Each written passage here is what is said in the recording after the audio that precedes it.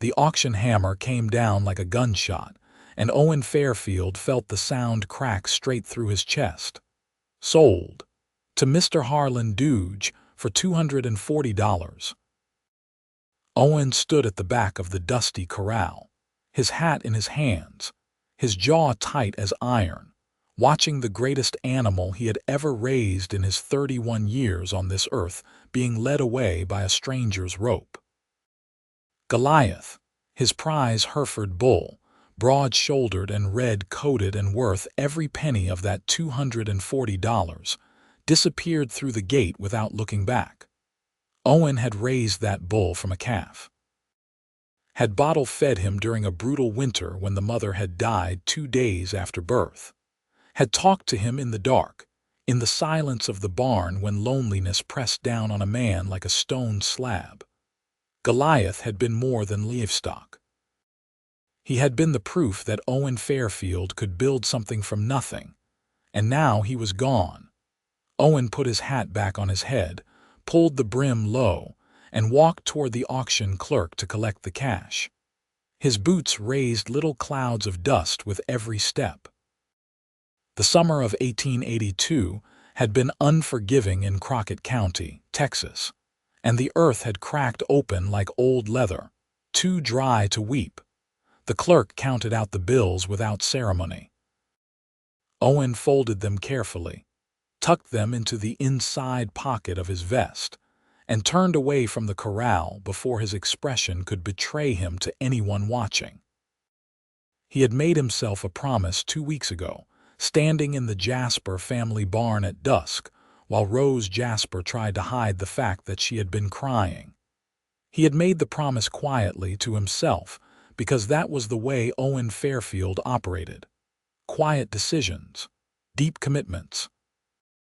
No fanfare, no announcement, just action. He was going to save her family from ruin, even if it cost him everything he had built. He just had not told her that yet, and that, he was about to discover, was the worst mistake he had ever made.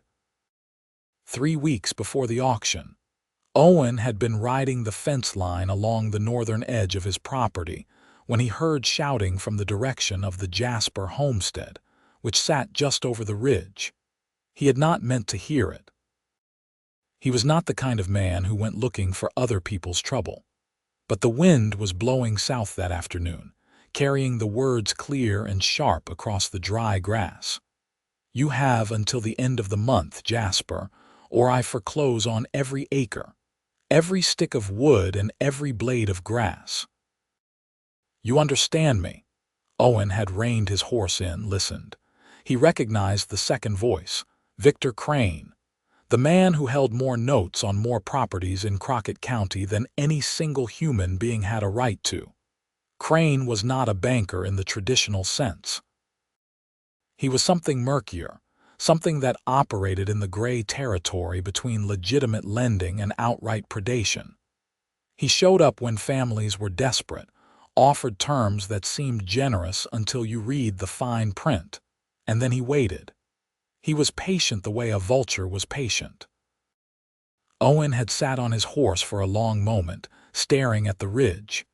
Then he had ridden home, put his horse up, made himself supper, and sat at the kitchen table for 2 hours thinking about Rose Jasper. He had known Rose for 3 years. She had moved to Crockett County in the spring of 1879 with her father, Edmund Jasper, and her younger brother, Caleb, after her mother passed away in San Antonio. They had bought the property adjacent to Owen's with the last of what Owen suspected had been a modest inheritance, and they had worked it hard. Edmund Jasper was a good man, decent and honest, but he had never quite shaken the grief that had settled on him after his wife died, and the ranch had struggled because of it. A bad cattle season in 1880, a drought in 1881 that killed off 1/3 of the herd. And then Edmund had broken his leg badly in a fall from the hayloft last autumn, and the leg had healed crooked, and he could not do the work he once had. Rose had taken over. That was the only way to describe it. She was 24 years old, and she had taken over the running of a failing ranch the way some people take over a fire, with both hands and no hesitation. Owen had watched her from a respectful distance, admiring something he could not quite name, something in the straight line of her back and the way she did not ask for help, but also did not pretend she was not struggling. He had brought supplies over twice, in the winter. Corn meal, dried beans, a side of bacon. He had left them on the porch and ridden away before anyone came to the door because he did not want to embarrass her. He knew what it felt like to need something and to hate needing it. He had grown up poor. Not picturesque frontier poor, but genuinely, grindingly poor, in a way that left marks on a person. His father had drunk himself to death when Owen was 14, and his mother had worked herself to death by the time he was 18, and he had spent the years between then and now building a cattle operation from $50 and 2 borrowed acres into something real, something that was his. The prize bull had been the crown of it. Goliath had sired 3 seasons of calves, and those calves had sold well, and Owen had been planning to build a new barn this fall. That plan was now on hold. He did not regret the decision. That was what surprised him in the days after the auction, as he folded the money into an envelope and rode toward the Jasper property with the morning sun at his back. He had expected to feel the loss more sharply, like a knife. Instead, he felt something else. Something lighter and more frightening. Something that had been building in him slowly, over 3 years of watching Rose Jasper work her land and carry her burdens and never once break. He tied his horse to the post in front of the Jasper house and knocked on the door. Rose answered it. She was wearing a faded blue dress, and her dark hair was pulled back, and there was a smudge of flour on her right cheek, which meant she had been baking, and her eyes were the particular shade of brown that Owen had spent entirely too much time thinking about. She looked surprised to see him, and then her expression shifted to something careful, something that a person wore when they were bracing for bad news. "Owen," she said. "Good morning." "Good morning, Rose." He took his hat off. "Is your father home?" He is resting." She paused. "Is something wrong?" He held out the envelope. "I heard that Victor Crane came by about 3 weeks back." The careful expression on her face did not change, but something behind her eyes went very still. "Word travels fast," she said quietly.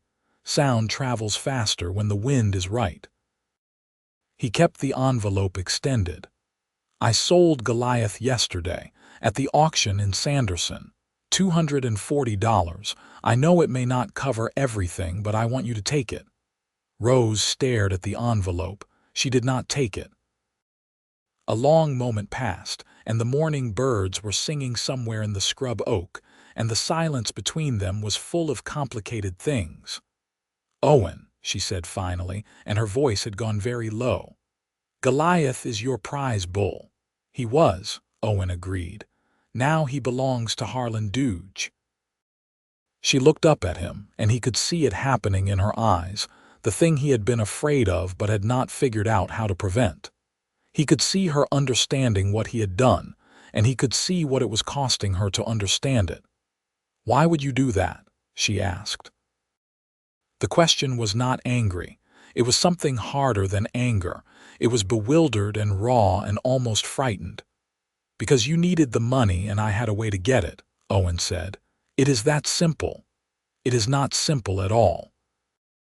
Rose stepped back from the doorway, and he thought for a moment she was going to close the door on him. Instead, she pressed her hand against the door frame and stood there holding herself very straight, and he saw her swallow hard. "You have been building this ranch for years, Owen. Goliath is the heart of your breeding operation. Without him, I will manage," he said. "I have managed before. I cannot take this." She shook her head. "I cannot take your livelihood from you." "It is not my livelihood. It is money," Owen said, "and money can be earned back." What your family cannot afford to lose is your land. I have lost land before, and I know what it does to a family. It does not come back from it." Rose looked at him for a long time with those still brown eyes, and Owen stood on her porch holding his hat and the envelope, and trying to look like a man who had not just done something enormously stupid out of feelings he had never admitted to anyone, including himself. "My father will never allow it," she said at last. "Then let me talk to your father." Edmund Jasper was sitting in a chair near the window, his bad legs stretched out before him on a footstool, reading a battered Bible. He was a lean, weathered man in his mid-50s, with the kind of face that had once been handsome and now was merely honest. He looked up when Owen came in, and his expression was not quite surprised, but it was close. "Owen Fairfield," he said. "Mr. Jasper." Owen sat down across from him when Edmund gestured at the chair. Rose stood in the doorway, watching. Owen laid the situation out plainly. He explained about the auction, the price, the amount in the envelope. He explained his reasoning without dressing it up. He did not say anything about feelings or admiration, or the 3 years he had spent watching Rose from across the ridge. He talked about neighbors and community, and the way the land worked better when the people on it looked after one another. He talked about Crane and what he had seen of the man's methods, and what would happen to the Jaspers if that debt was not retired. Edmund listened to all of it without interrupting. When Owen finished, the older man was quiet for a moment, his hands resting on the Bible on his lap. "How much does Crane hold against us?" Owen asked. $210, Edmund said. He paused. "Plus the interest he has been adding on since spring. What does that come to? $228 and some cents." Edmund looked at the envelope. "You said you got $240. "I did." The older man closed his eyes briefly. When he opened them again, they were bright in a way that Owen recognized as a man fighting very hard not to show how relieved he was. "I do not know how to accept this from you, son." "You accept it the way you would accept a hand up from a stumble," Owen said, "without making it bigger than it is." "It is considerably bigger than a stumble," Edmund said dryly. He glanced over Owen's shoulder toward his daughter. Owen did not turn around, but he felt Rose's gaze on the back of his neck like sunlight. They worked out the details quietly.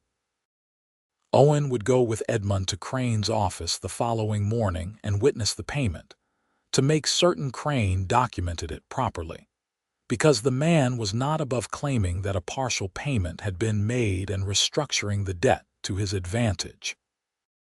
The remaining $12 would go to Edmund for household expenses.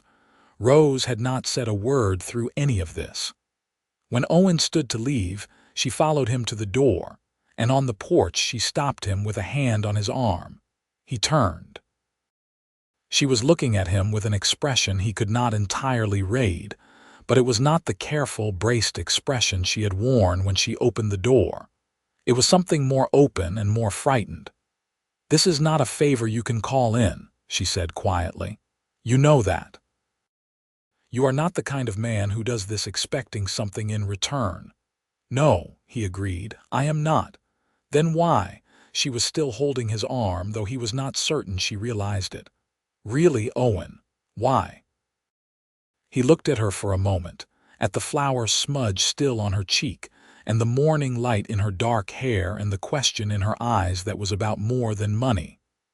"Because I could," he said finally, "and because some things are worth more than a bull."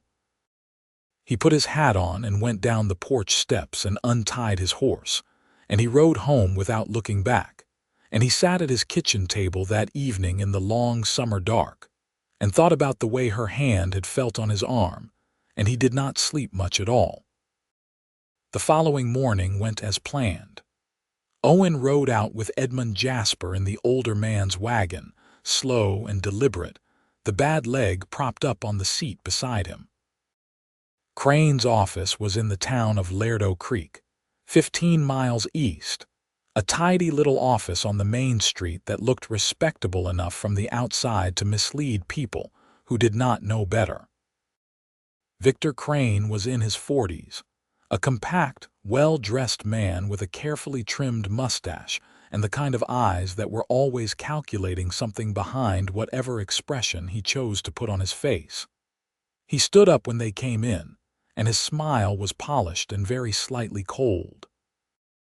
"Edmund," he said warmly, "and Owen Fairfield, what brings both of you in this fine morning? We are here to settle the debt in full," Edmund said. Crane's smile stayed exactly where it was, but something shifted very slightly behind his eyes.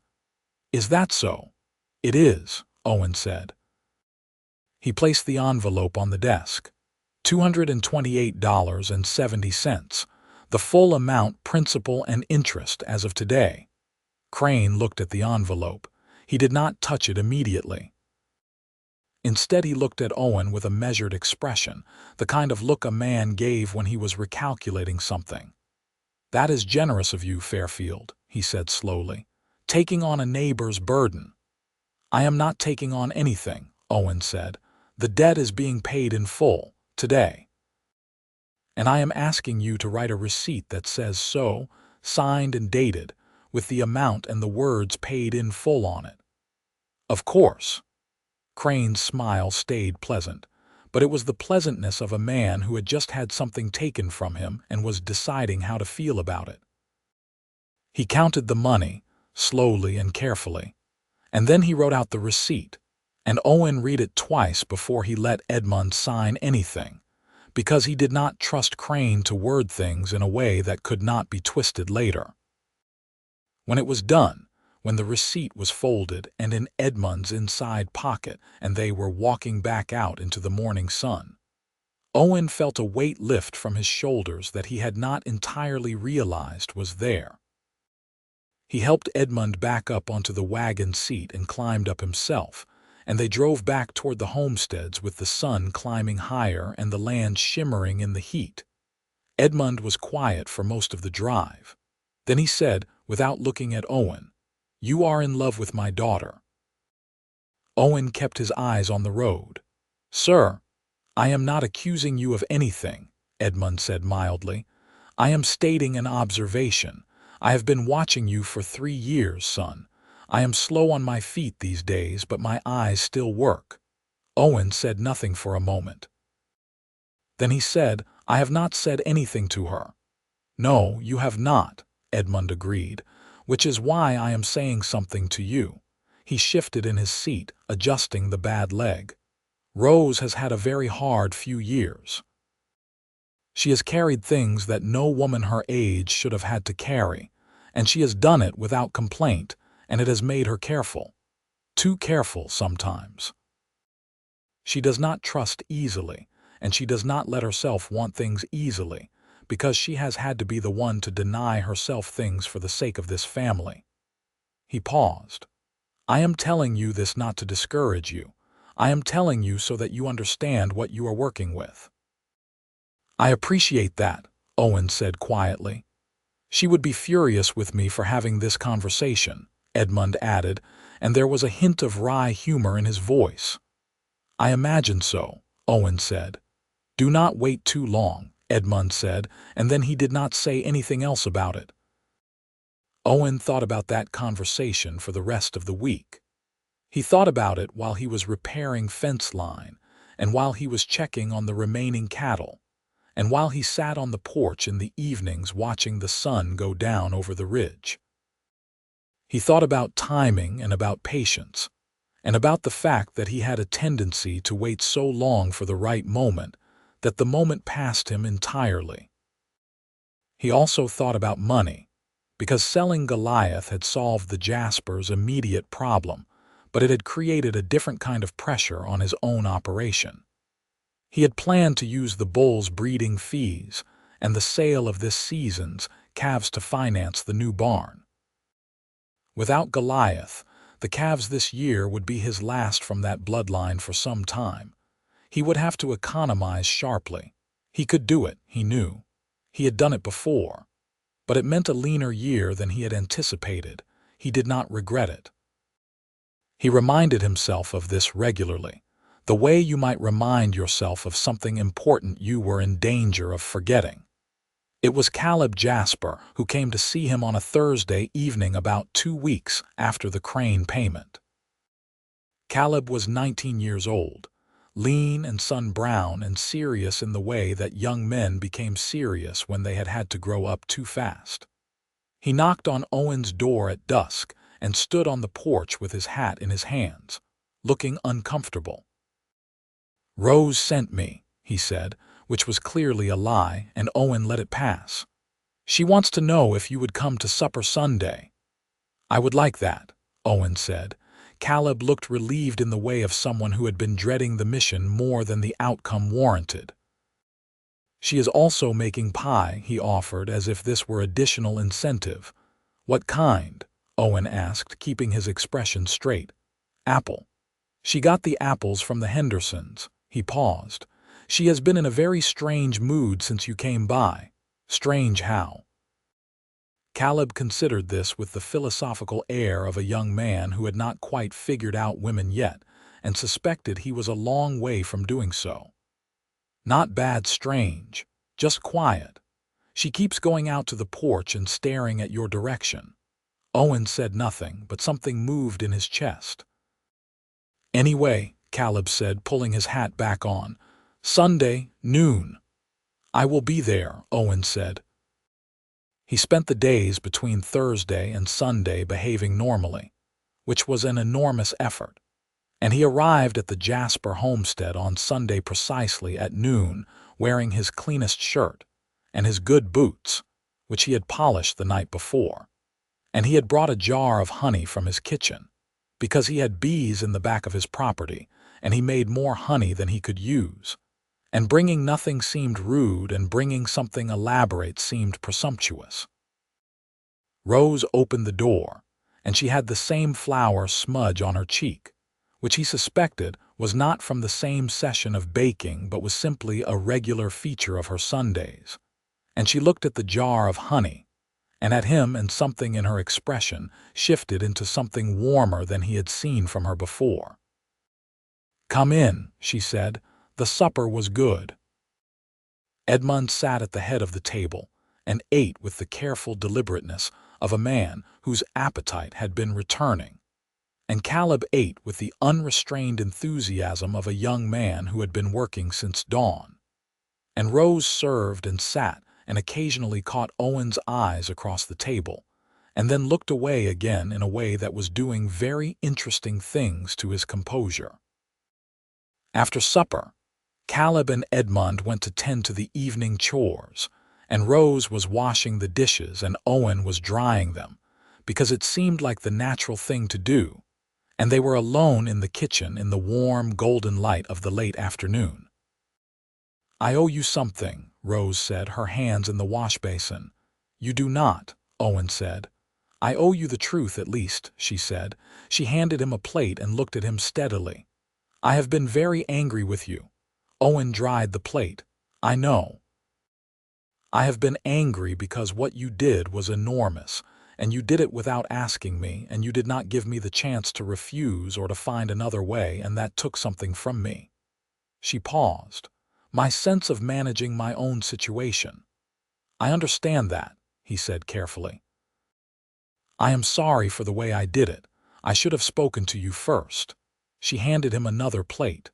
"The other reason I have been angry is that nobody has ever done anything like that for me before, and I did not know what to do with it." She was looking at the wash basin now, not at him. "I have been managing this family and this ranch for 2 years, and I have learned to count only on myself, because counting on other people is how you end up with nothing. And then you went and sold your prize bull without telling me, and it made me feel things I have been very carefully not feeling for quite some time." The kitchen was very quiet. Outside, somewhere far away, a mockingbird was going through its repertoire. "What kind of things?"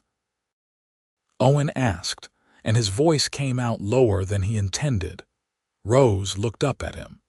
She had not gotten all the flour off her cheek, and he had the deeply irrational urge to reach out and brush it away. "The kind that make a person want things they are not sure they are allowed to want," she said quietly. Owen set the plate down on the stack. He turned toward her fully. "Rose, do not say something practical," she warned him, and there was something slightly fierce in it that made him want to smile. "I was not going to," he said. "I was going to say that I have been watching you for 3 years, and I have never once seen you do anything small. Everything you do completely, and I have admired that more than I have known what to do with." She looked at him with those still brown eyes, and the wariness in them was there still, but something else was there too, something that was leaning toward him. "I do not want your gratitude making you feel something you do not actually feel," she said. "That is what I am afraid of." "It is not gratitude," he said. "It was there before the debt. It was there before any of it." He reached out and gently with his thumb brushed the flour off her cheek. She went very still when he touched her face, and then a breath went out of her and she looked at him with an expression that was not careful any more. "Owen Fairfield," she said softly. "Rose Jasper," he said. And then they just stood there for a moment in the honey-colored light, close enough to feel the warmth between them, neither one quite reaching for the other yet. The way two people stand before something irreversible, not out of reluctance, but out of wanting to live in the moment before it changes. "You should probably come to supper more often," she said finally. "I was thinking the same thing," he said. He did come to supper more often. Every Sunday at first, and then sometimes on Wednesday evenings as well, and occasionally on no particular day at all, if he happened to be riding by and there was a reason to stop, which he found increasingly easy to manufacture. He helped Edmund with the fencing on the east pasture. He and Caleb drove a small group of steers to the Sanderson market in August and split the work evenly. He learned that Rose made very good coffee and very bad tea, and that she read novels borrowed from the lending library in Lerdo Creek, and could argue about them with a precision and passion that he found enormously entertaining. He learned that she was afraid of snakes but not of spiders, which he found perfectly reasonable. He learned that she laughed more than she showed most people, and that when she did laugh fully, it was a sound that rearranged something fundamental in his chest.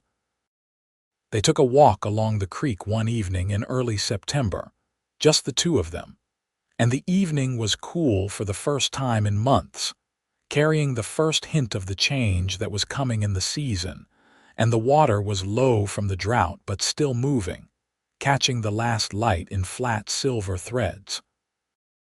Rose walked beside him with her hands clasped behind her back, and they talked about many things, and then they were quiet for a while in the way that comfortable people are quiet.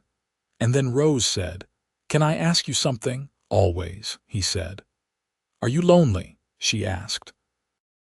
She asked it directly, with her eyes on the creek, not as a challenge but as a genuine question, the kind that came from thinking about something for a long time. "Living out there by yourself, all these years?" He thought about it honestly. "Yes," he said. "Not always, but yes." "I thought so," she said quietly. "I thought so because I have been lonely too, and I recognized something in you, not in a sad way, in the way that some people hold a lot inside and they manage it well, but it is still held." "That is accurate," he said. "I do not want to be lonely anymore," she said, still looking at the creek. "I decided that this summer, before any of this. I decided that I had been so focused on what needed to be done that I had forgotten to think about what I wanted." She paused. "And then you showed up on my porch with an envelope full of money you had no obligation to give me, and you looked at me like I was something worth doing something enormous for, and I thought, well, there it is." Owen stopped walking. Rose stopped a half step later and turned to look at him. "There what is?" he asked, though he was fairly sure he knew. "What I want," she said simply. He reached out and took her hand, and she looked down at their joined hands and then up at him, and the expression on her face in the failing light was one he knew he would not forget as long as he lived. "I have been wanting to tell you something for a while," he said. "Then tell me." "I love you," he said. He said it the way he did things, plainly and completely without hedging. "I have been in love with you for longer than is probably dignified to admit, and I would like to do something about that, if you are willing." Rose looked at him for a long moment, and the mockingbird somewhere behind them had started up again, and the creek moved and the first star appeared above the ridge. "I am willing," she said, and her voice had gone soft and full, and she squeezed his hand and did not let go. He walked her home in the gathering dark, and at the gate she stopped and he stopped, and she reached up and put her hand against his jaw and looked at him, and then she kissed him, brief and warm and certain, and he thought, for the second time in his life, something that felt like an answered prayer. The autumn came in golden and cool, and with it came changes that Owen had not entirely anticipated. The most immediate one was Victor Crane. Crane had not made a scene when the debt was paid. He had smiled and documented it properly, and shaken Edmund's hand with the appropriate graciousness of a man who had no choice. But Owen had seen something in the man's eyes that day that he filed away carefully, a kind of cold assessment, the look of someone who had lost one piece of a game he was still playing. What Owen had not known, and what came to light in October through the combined information sharing of their neighbors, the Hendersons and an old attorney named Garrett Foss who had an office above the dry goods store in Lairdo Creek, was that Crane had been quietly buying up land across 3 counties for the past 5 years, not because he was a passionate rancher, but because the railroad was coming. There was a planned route from Del Rio to San Angelo, and it ran directly through Crockett County, and the land along that corridor was about to become worth substantially more than it currently was, and Crane had been positioning himself to own as much of it as he could before anyone else understood what was happening. The Jasper property sat squarely in that corridor. When Owen understood this, he sat with it for a long, quiet evening, turning it over in his mind like a stone with sharp edges. He was not a suspicious man by nature. He believed in honest dealing and plain truth. But he was also not naive, and what he was seeing now was a hidden motive behind Crane's lending that recast every interaction the man had had with the Jaspers, and probably with half a dozen other families in the county. He told Rose about it on a Wednesday evening, sitting at her kitchen table with 2 cups of coffee between them and the lamp turned low. She listened without interrupting, the way she did when something was important. When he finished, she was quiet for a moment, her hands wrapped around her cup. "So he was never just lending money," she said. "No," Owen said. "He was acquiring land by another method, lending at rates that made default likely, waiting for the default, and then taking the property." Rose's expression was not frightened. It was the expression of someone who had just had a dark suspicion confirmed.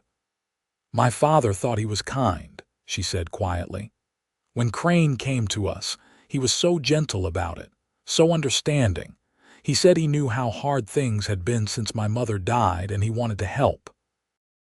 Her mouth tightened. "It was the gentleness that should have warned us." "It was a trap," Owen said, "and you walked into it because you were desperate and he looked like a solution. That is not stupidity, Rose. That is what he counted on." "How many families?" she asked. "Foss thinks at least 7, maybe more. The Pruitts lost their place last spring, the Donovans the winter before." Owen paused. "He is going to keep doing it until someone stops him." "Can he be stopped?" Rose asked. "Foss thinks so. If enough people come forward with documentation and testimony, the county court can look at the pattern. It may not undo what he has already done, but it could stop further ones." Owen looked at his coffee. "I am going to help Foss with that, if you and your father are willing to be part of it." Rose looked at him across the table, and her expression was complicated in a way that he had learned to read by now, which meant she was weighing several things at once. "We are willing," she said. The weeks that followed were busy in a different way than ranch work was busy. Owen rode to Lerdo Creek twice a week to meet with Foss, going through documents, building a record. Edmund Jasper wrote out a careful statement, sitting at his table with the lamp bright and his pen steady, describing every interaction with Crane from the first meeting to the settlement. Two other families, the Callahans and the Murphys, came forward after word got around through the network of people who talked at church and at the general store and at the blacksmith's. Their stories were variations on the same dark theme. Generous terms, mounting interest, pressure at the worst possible times, veiled threats when questions were asked. Crane became aware that something was happening. Owen saw it in the man's behavior when their paths crossed in town, a subtle shift in the quality of his attention, a watchfulness that had not been there before. Crane stopped him on the street one afternoon in November, and the exchange was brief and civil and carried the kind of undercurrent that you could feel but not point to. "I hear you have been spending a lot of time with Garrett Foss," Crane said, with a pleasant smile. "Foss is an attorney," Owen said. "I have been getting some advice about a property matter." "Of course," Crane said. "Wise to have good counsel." The smile did not move. "How are the Jaspers getting on?" "Very well," Owen said. "Good to hear. Good family." Crane tipped his hat. "You have a fine day, Fairfield." Owen watched him walk away, and the cold certainty settled in him that Crane was calculating something, and that whatever it was not likely to be pleasant. He rode straight to Rose after that. She was in the barn when he arrived, mending a bridle, and she looked up when he came in and immediately read something in his face that made her set the bridle down and give him her full attention. He told her about the encounter. She listened, and then she said, "He is going to try something." "I think so," Owen said.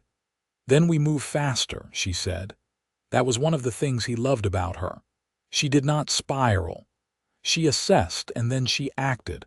Foss filed the complaint with the county court in the second week of November with the documentation they had gathered. There was enough there to raise real questions about Crane's methods, and the county judge was a man named Hargrove, who had been hearing quiet rumors about Crane for 2 years and was not entirely unhappy to have a formal reason to look at them. Crane hired a lawyer from San Antonio, a sharp man named Dillard who came in with the particular energy of a person who was paid to make problems go away. But the documentation Foss had assembled was solid, and the testimony of 4 families was harder to dismiss than one. The hearing was in December, in the cold of the county courthouse, and Owen sat beside Edmund Jasper while Rose sat behind them. Her back straight and her hands folded, and Crane sat across the room with Dillard whispering in his ear, and the judge listened to everything with the settled patience of a man who had heard a great deal and knew how to weigh it. It was not a criminal trial. It was a civil hearing, but the judge found that there was sufficient evidence of predatory lending practices to void 2 of Crane's most recent land seizures, including the one that had been pending against the Callahan property. He also referred the matter to the district court for further investigation, which was not a guarantee of anything, but was a door opening. Crane left the courthouse looking like a man who had swallowed something very unpleasant, and Dillard was already planning the appeal, and Foss was already planning the counter to the appeal, and the whole thing was going to grind forward through the legal machinery for some time. But the immediate crisis was addressed. The pressure was off. The families involved had breathing room. Outside the courthouse, In the cold December air, Rose took Owen's arm and leaned against his shoulder for just a moment, briefly, the way a person leans against something solid when they have been standing very straight for a very long time. "Thank you," she said quietly. "Foss did the legal work," Owen said. "You know that is not what I mean," she said. He covered her hand with his and said nothing, because sometimes the right response was not words. It was Caleb who, in a thoroughly endearing piece of bluntness, asked Owen at Christmas dinner when he was going to ask his sister to marry him in front of Edmund, a plate of roasted pork, and Rose herself, who turned an extraordinary color and told her brother that he was impertinent. Owen, for his part, handled this with more composure than might have been expected, mostly because the question was one he had been asking himself for about 2 months and had been building toward answering for the past several weeks. "That is a fair question," he said, looking at Rose. Rose looked back at him, the color still in her face, and Caleb looked back and forth between them with the wide-eyed expression of someone who had thrown a stone and was now watching it hit something much more significant than he had aimed for.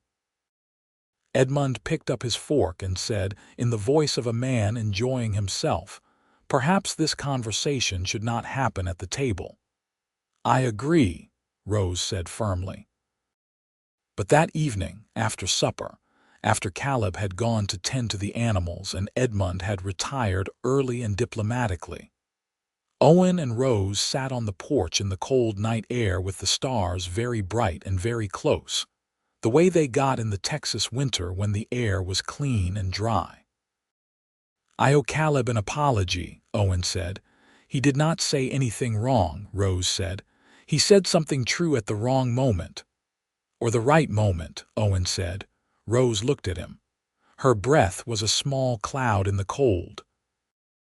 Owen reached into his coat pocket and brought out a small box, which he had been carrying for 3 weeks, waiting for a moment that felt right, which he had now concluded was not a moment you waited for but a moment you made. Inside the box was a simple gold ring with a small ruby set into it, which had belonged to his mother and which was, to his mind, the most beautiful thing he owned. He held it out to her in the box in his palm. "Rose Jasper," he said, "I love you in a way that is not temporary and is not complicated and is not going to change. I want to build something with you. Not just fix the things that are broken, but actually build something from the beginning together on purpose." He paused. "I am asking you to marry me."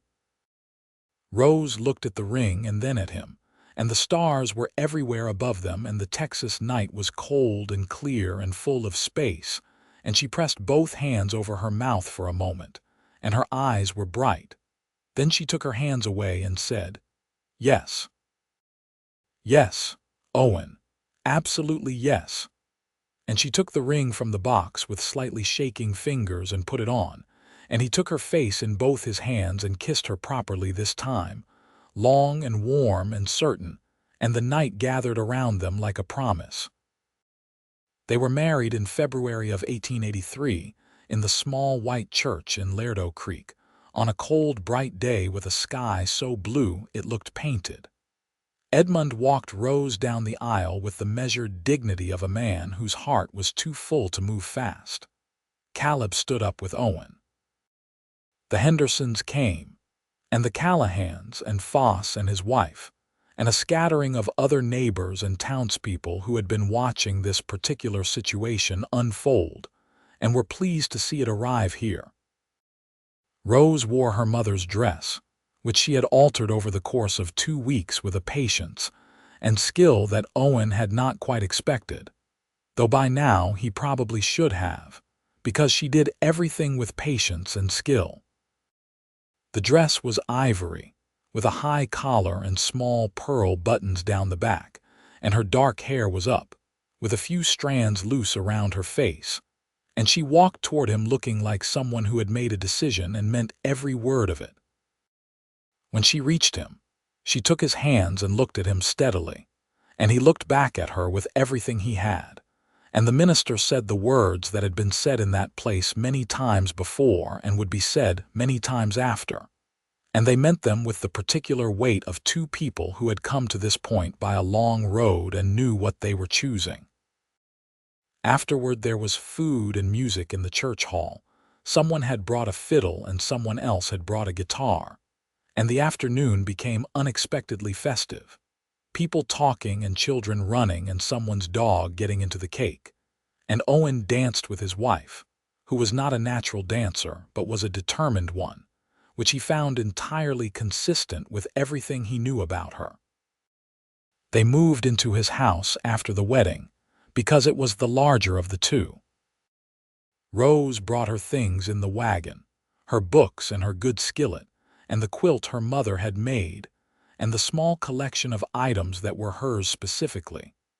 And she arranged them in the space with a quiet purposefulness that transformed the house in a way Owen had not anticipated. He had lived alone in it for 6 years, and he had thought of it as adequate, functional, a shelter. Within a week of Rose being there, it became something else entirely, a home. The distinction was impossible to put precisely into words, but it had to do with the smell of coffee in the morning, and the sound of someone else moving around, and the way a lamp set in the right window could make a cold night feel like something worth coming in from.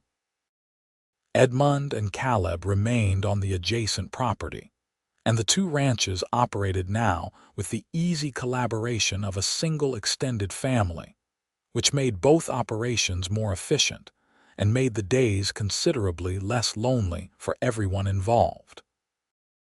Owen and Caleb rode fence line together and worked cattle together and argued pleasantly about the best way to handle a number of ranch-related questions. And Edmund sat in his chair by the window and offered opinions that were generally excellent.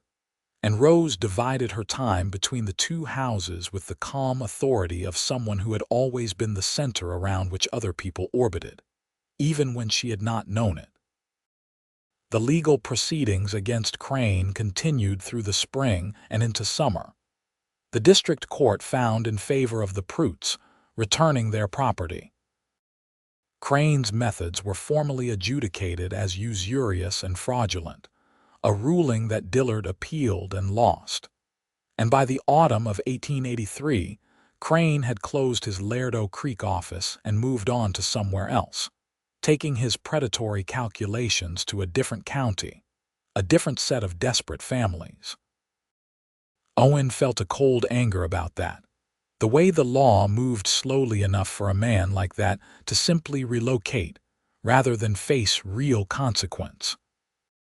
But Foss was working on sending the case documentation to the district attorney in the next county, and there were limits to what Owen could fix directly, and he knew it.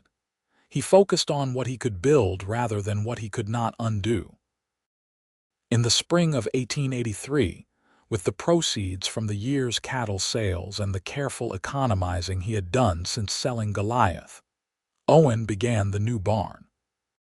He and Caleb raised the frame over the course of 3 weekends, with help from the Henderson brothers, who came over with their tools and their good humor and their enormous appetites, which Rose fed without complaint and with considerably more skill than Owen could have managed alone.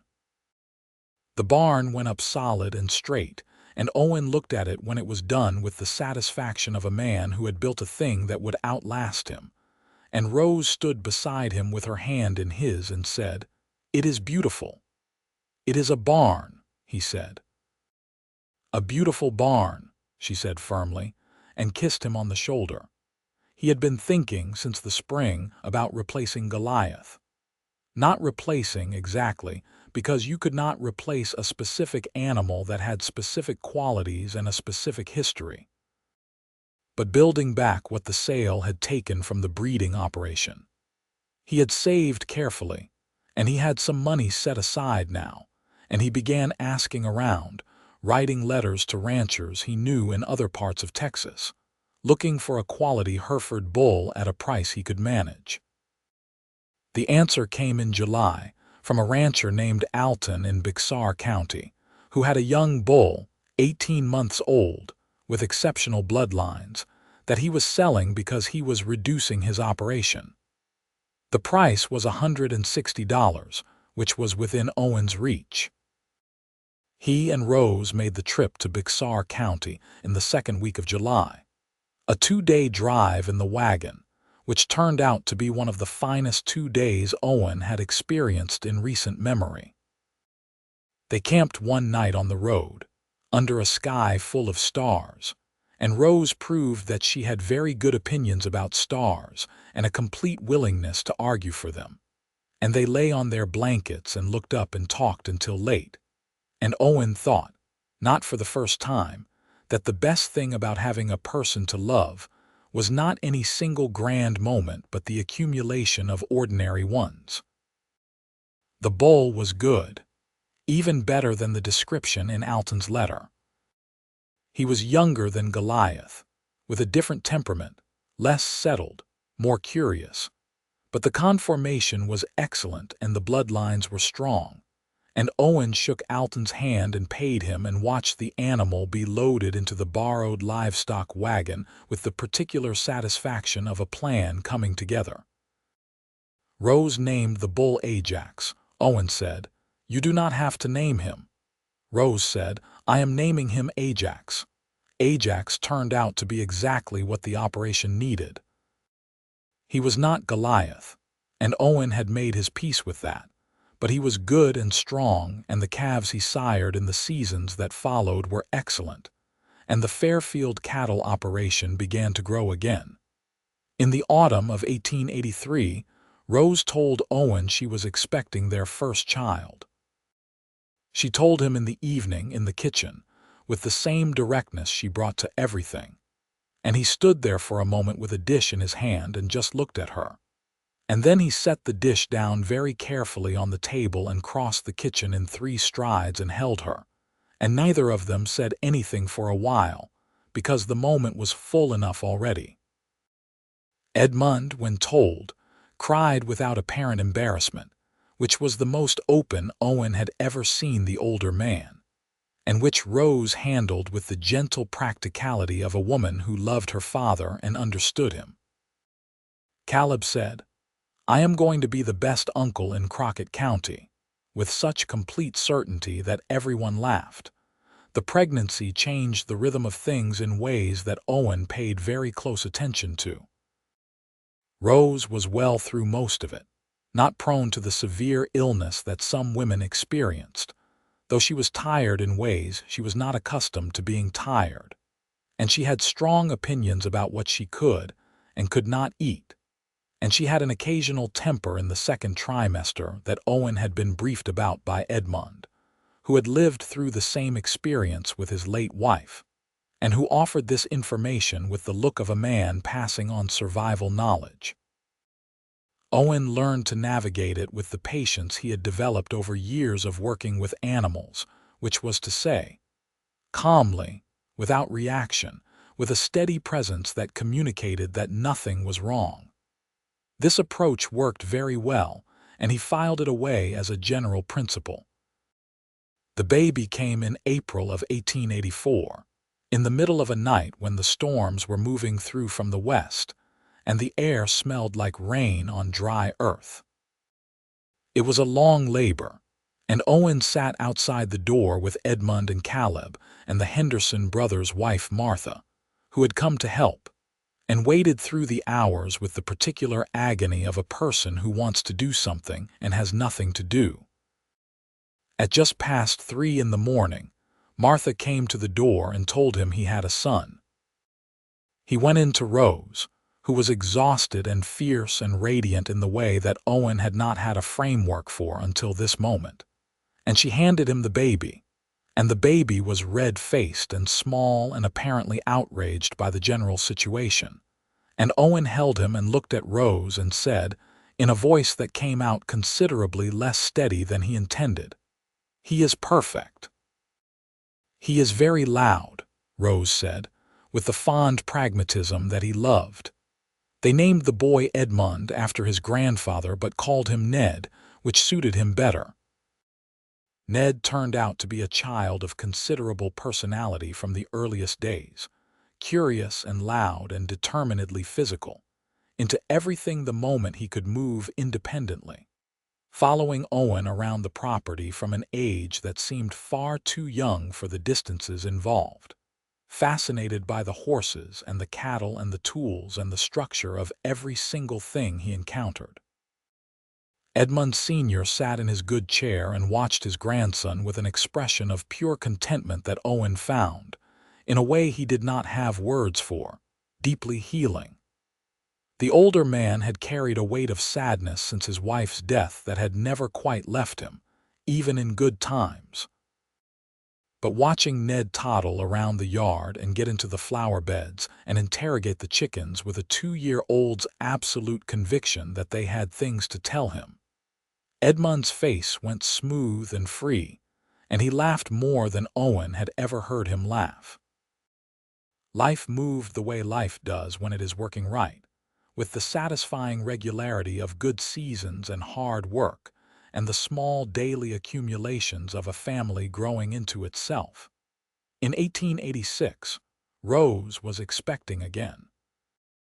This time she was more tired in the early months, and Owen worried, though he tried to keep the worry internal and out of his face, because Rose had a sharp eye and did not appreciate being treated like something fragile when she was not.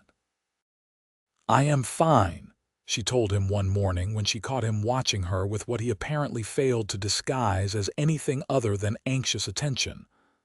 "I know you are," he said. "You are hovering," she said.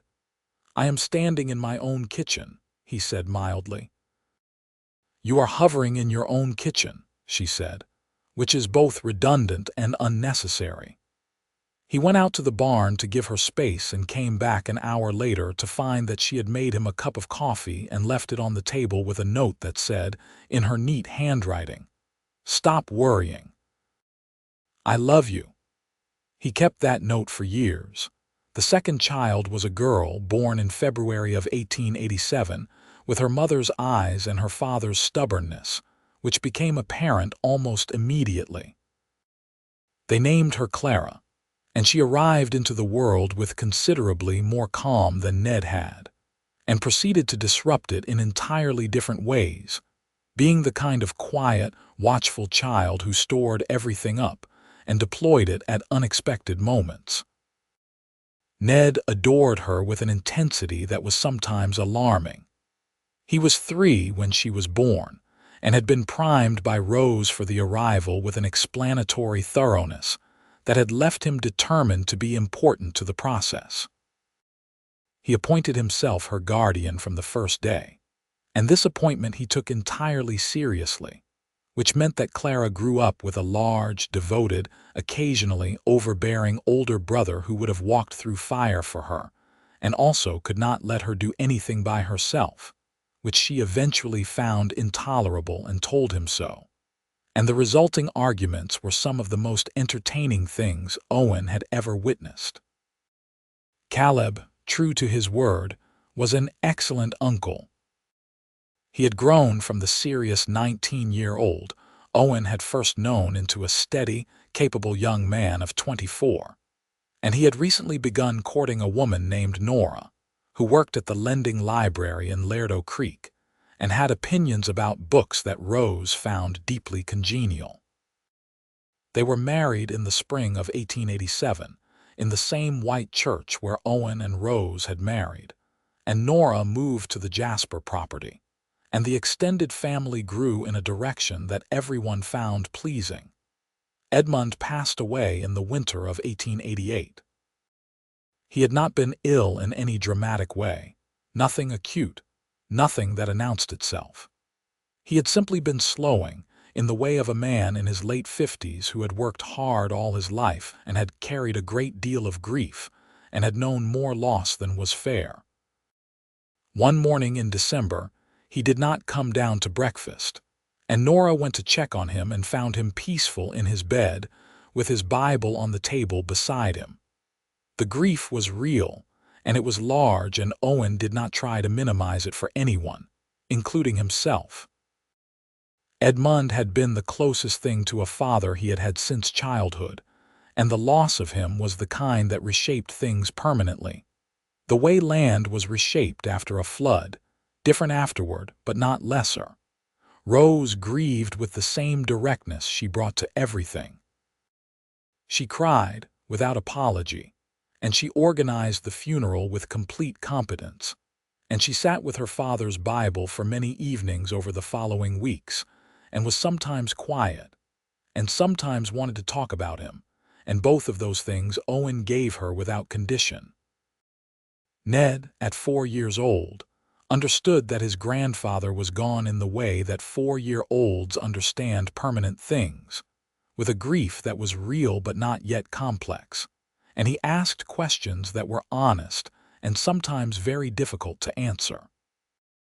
Owen answered them as honestly as he could because Edmund would have approved of that. "Where did grandfather go?" Ned asked one evening. "Somewhere good," Owen said, "where people go when they are finished here." "How do you know it is good?" "Because your grandfather was a good man," Owen said, "and I believe that matters." Ned considered this with his characteristic thoroughness. "I am going to be a good man too," he said. Owen looked at his son in the lamplight and felt something move through him that was compounded of love and grief, and something forward-looking that had no single name. "I know you are," he said. The Fairfield operation continued to grow through the late 80s.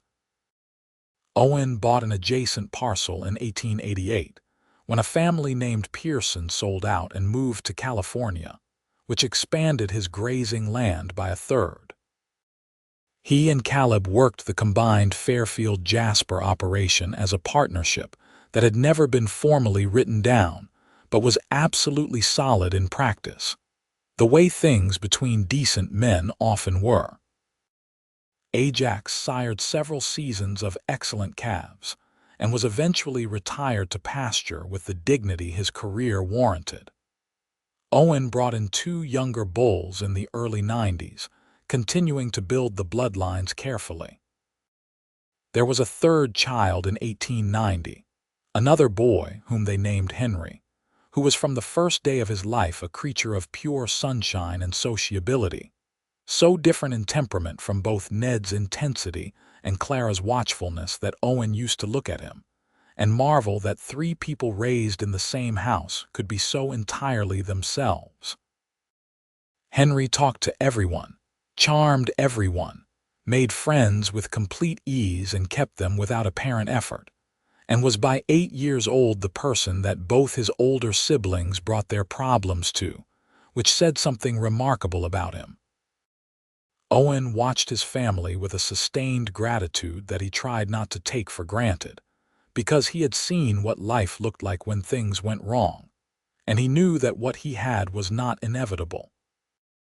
It had been built, piece by piece, decision by decision, with work and honesty and the willingness to act when action was needed rather than waiting for circumstances to align themselves perfectly. He thought sometimes about the morning at the auction when the hammer came down and Goliath was led away. He thought about it without regret and without nostalgia, just as a fixed point in time that he could look back to and understand clearly. He had made a choice that day, and the choice had set other choices in motion. And this, all of this, the house and the children and the woman he loved and the land that was theirs and the life they had made in it, was the shape of what that choice had grown into. On a Sunday evening in the spring of 1891, Owen and Rose sat on the porch of their house after supper, in the long golden light of a May evening, with the sounds of the children somewhere inside, Ned reading, Clara likely doing something she was not supposed to be doing, Henry almost certainly talking to the dog. The air smelled of new grass and turned earth, and the particular sweetness that comes after a good rain.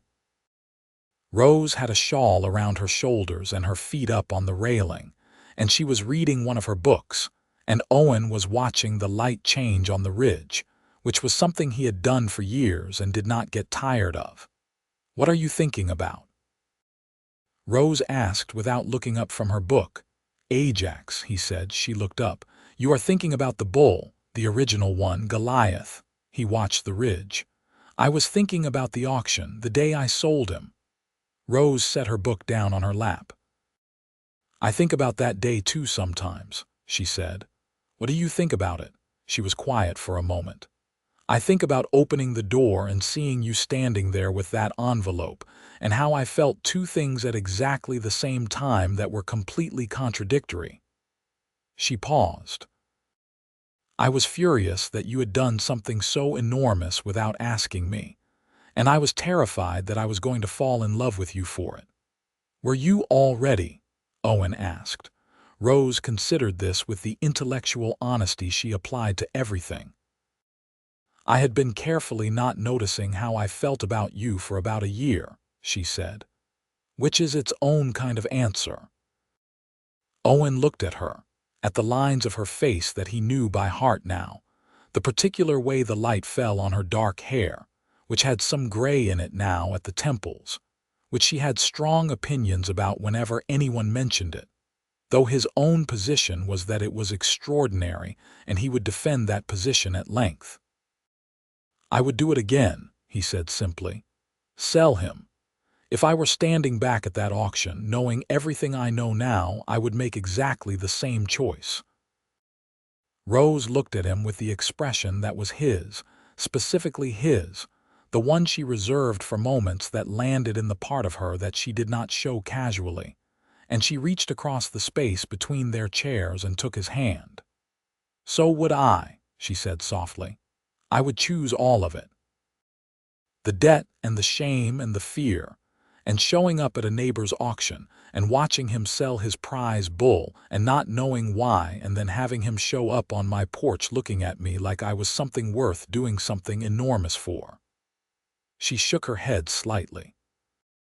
I would choose it every time. He held her hand in his, and the evening light moved across the ridge, and the sounds of the children came and went, and the land lay golden and still around them, and the story of them was right there in that moment, complete and ongoing at once, the way the best things were. In the summer of 1892, when Ned was 8 and Clara was 5 and Henry was 2, they had a visitor from San Antonio who turned out to be an old friend of Rose's mother, a woman named Dorothea, who had heard through the chain of family memory that Rose had married and settled in Crockett County. Dorothea was a small, fierce woman of 60 who wore very good hats and had extremely sharp opinions about everything. And she stayed with them for a week and spent most of it either interrogating Owen with a thoroughness that he found more amusing than threatening, or telling Rose stories about her mother that Rose had never heard before, and which Rose received with a quality of attention that was one of the most moving things Owen had ever watched. He had never met Rose's mother. By the time he came to know the family, she had been gone for 3 years. But he had heard about her from Edmund, and from Rose in the particular careful way that people speak about someone they miss so profoundly that they ration the speaking, and he had an understanding of her that was constructed from those rationed offerings. One evening Dorothea said to him, privately, while Rose was putting the children to bed, "Her mother would have liked you very much." "I hope so," Owen said. "She would have said that you were too quiet and too stubborn, and that you kept too much inside," Dorothea said, "and then she would have said that those were all things she could work with." She looked at him with her sharp bird eyes. "Rose is very like her, you know. The same way of carrying things, the same quality of loving." "I know," Owen said. "Good," Dorothea said. "Then you understand what you have." "I do," he said. "Every day." The 90s brought the changes that came to every place that had been frontier and was becoming settled. The railroad, which had been rumor, and then promise, and then construction noise in the distance, reached within 20 miles of Lerdo Creek in 1894, and the effect on the region was the way all such things were, profound and mixed, some things made easier, and some things forever changed in ways that were not entirely welcome. Owen watched it with the pragmatism of a man who had learned that change was not his to refuse, but was his to navigate, and he navigated it steadily, selling cattle at better prices with access to shipping, investing in improvements to the operation, building a house that was larger than the original and better made, because by now there were enough of them to need the space. Clara, at 7, had developed a passion for horses that went well beyond the functional relationship that ranch children generally had with them, a passion that was total and specific, and she informed Owen one morning at breakfast that she was going to breed horses when she grew up. Owen said that was a fine ambition. Rose said it was an excellent one. Ned said she could not do that because she was a girl, and Clara told him in very direct terms that she could do whatever she set her mind to.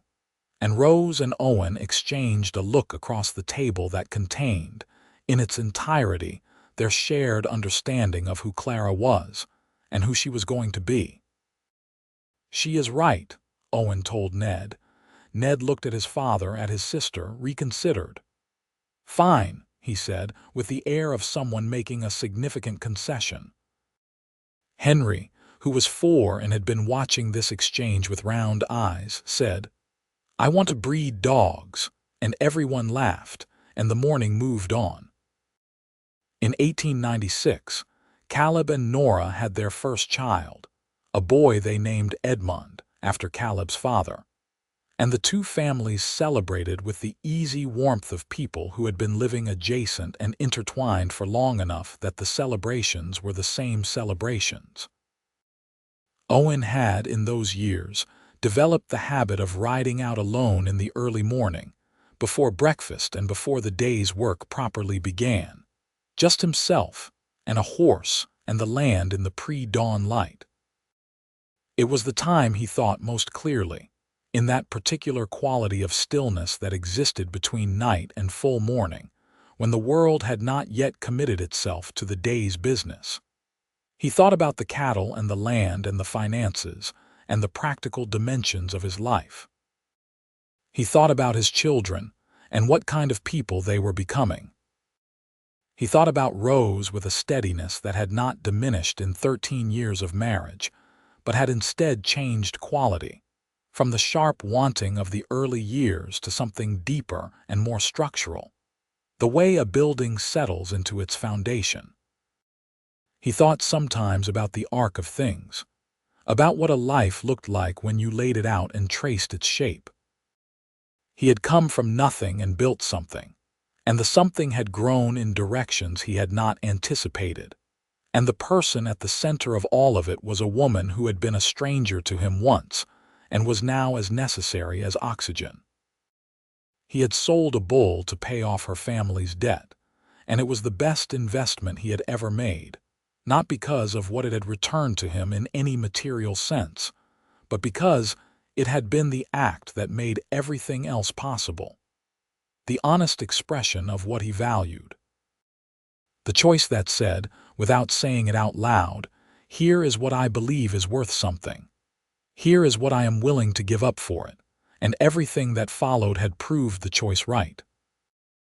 On a morning in September of 1897, Owen rode out before dawn as he always did, and came back at breakfast to find Rose in the kitchen, and the coffee on and Ned and Clara and Henry already at the table. "What?" Rose said because she had caught him looking. "Nothing," he said, "just glad to be here." She looked at him for a moment, and she knew him well enough to know that was not nothing, and she was not going to press him, and she understood exactly what he meant without needing the words filled in. She reached across the table and touched his hand once briefly and went back to her coffee. Ned asked if he could ride the east fence line that morning, and Owen said yes. Clara announced she had already been to check on the 2 mares who were about to foal, and that both were fine.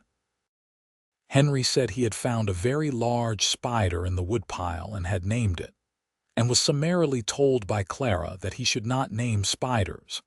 And the debate that ensued about the merits of naming spiders occupied the rest of breakfast and carried them out the door and into the morning. Owen and Rose stood on the porch for a moment after the children dispersed, watching the September day open up around them, the light moving through the scrub oak, the horses in the east pasture, the barn solid and straight, the land spreading out in every direction in the way that Texas land did, wide and certain and older than anything they could claim. "I have been thinking," Rose said, with the particular tone that meant she had been thinking for a while. "About what?" he asked. "About planting a kitchen garden on the south side," she said. "A proper one, not just vegetables, flowers, flowers," he repeated. "We have earned flowers," she said firmly. He looked at her, at the angle of her jaw and the gray at her temples, and the expression of a woman who had built a life by sheer force of will and love and competence, and was now, in her 39th year, in the fullness of a September morning, claiming flowers as her right. "We have," he agreed.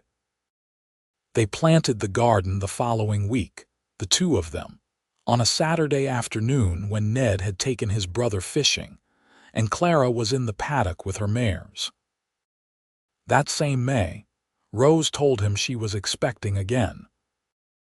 They were both 40, which made the announcement unexpected, and Owen stood in the kitchen with the same dish he had been holding when she told him about Ned 14 years ago, and he set it down just as carefully and crossed the kitchen and held her. "Are you surprised?" she asked, with the slight defensiveness of a woman who has anticipated an unhelpful reaction.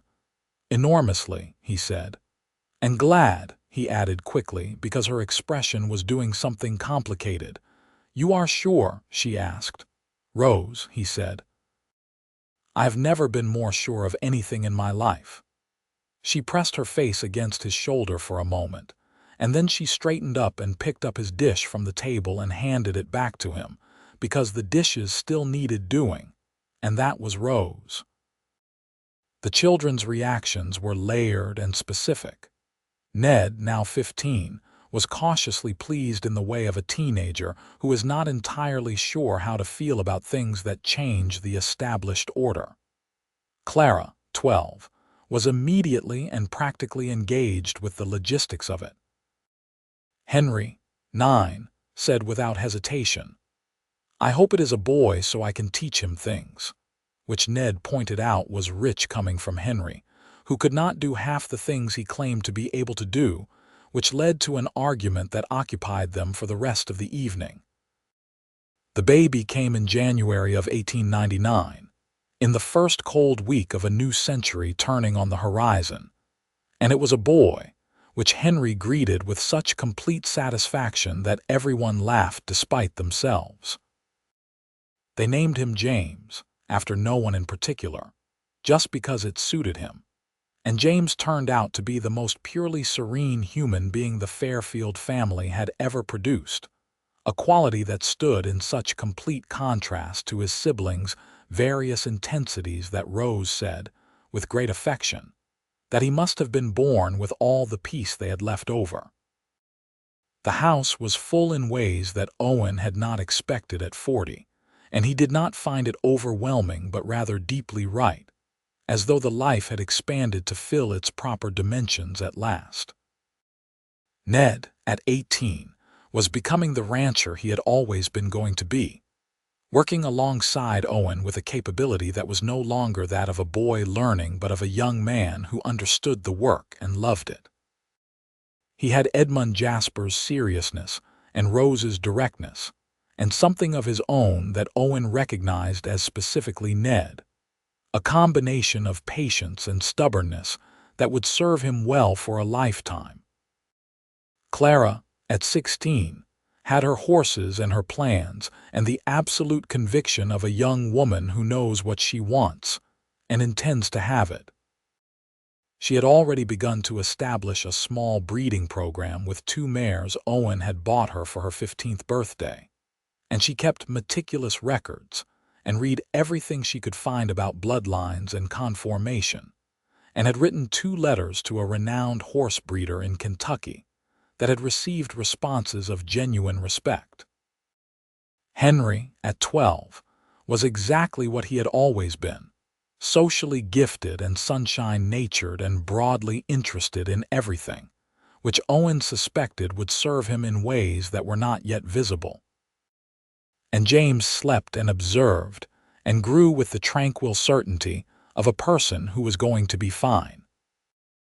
On a January evening in 1899, with the new baby asleep and the older children in their beds and the house quiet, Owen and Rose sat by the fire, which they did every evening now when the weather turned cold. It had become their ritual, the end-of-day quiet that belonged to them alone. Rose was reading, and Owen was watching the fire, and after a while he said, "I have been thinking about Goliath again." Rose looked up from her book.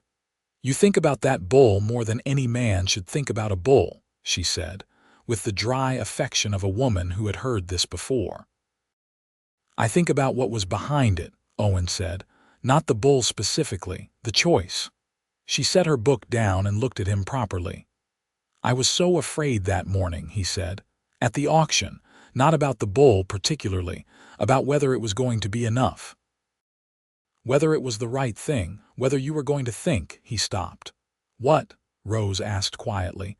"Whether you were going to think I was overreaching," he said, "interfering where I did not belong." "I did think that," she said honestly. "I know. And I also thought," she continued, "that here was a man who saw something worth doing and did it without making it about himself, and I had not met very many men like that." Owen looked at the fire. "You asked me once why I really did it," Rose said. "You asked me," he corrected. "And you said something about things being worth more than a bull." She paused. Was it already love? By then, he thought about it carefully, the way he thought about things that mattered. "Yes," he said. "I did not have a name for it that was quite that direct, but yes." Rose reached over and took his hand, the way she had on the porch long ago with the stars above them, and held it. "We have a good life, Owen," she said. "We do," he agreed. "I want you to know that I know that," she said. "Not in a way that is used to something and takes it for granted. I mean I know it consciously every day. I am grateful for it every day." "So am I," he said. They sat by the fire in the long, quiet January evening. In the house they had built together out of 2 separate kinds of loneliness and a prize bull and a debt, and a decision made on a dusty auction floor in the Texas summer. Outside the window the night was cold and clear, the stars thick above the ridge, the land lying still in the dark around them. The baby made a small sound from the bedroom, settled himself, was quiet. The fire burned on. Rose was warm beside him, and her hand was in his, and the life they had made was all around them, in the children sleeping and the horses in the paddock, and the cattle on the land and the garden that was sleeping under the winter ground and would come back again in the spring the way it always did, faithful and full and worth every single thing it had cost. Owen Fairfield, who had once stood at the back of an auction corral with his hat in his hands and watched everything he had built walk away on 4 legs, sat in his own house with his wife's hand in his and understood, with the profound and unhurried certainty of a man who had lived long enough to see how things resolved themselves, that there was not a single moment of the road behind him that he would have changed. Not one. The bull had been worth it. Every penny, every decision, every step, and so had she. And so, he thought, watching the fire, looking at the woman beside him who had turned from a neighbor into his whole life, so had every single thing that followed, and would follow still. For as long as the stars were bright above the ridge and the Texas mornings came in gold, and the land stretched out in every direction, waiting to be tended and loved and passed down to children who would make it their own. He lifted their joined hands and pressed his lips to the back of her hand, briefly and simply. She looked at him with those unchanged brown eyes and smiled, the full laugh brightness of it reaching him across the firelit room like the first morning of a long, good season. And the night held them, and the house held them, and nothing was left unfinished, and nothing was left to fear, and everything that had been broken was long since mended and grown over with something stronger than what had been there before. The way good things did, given time and care and the particular stubborn willingness of people who chose each other not once but every single day.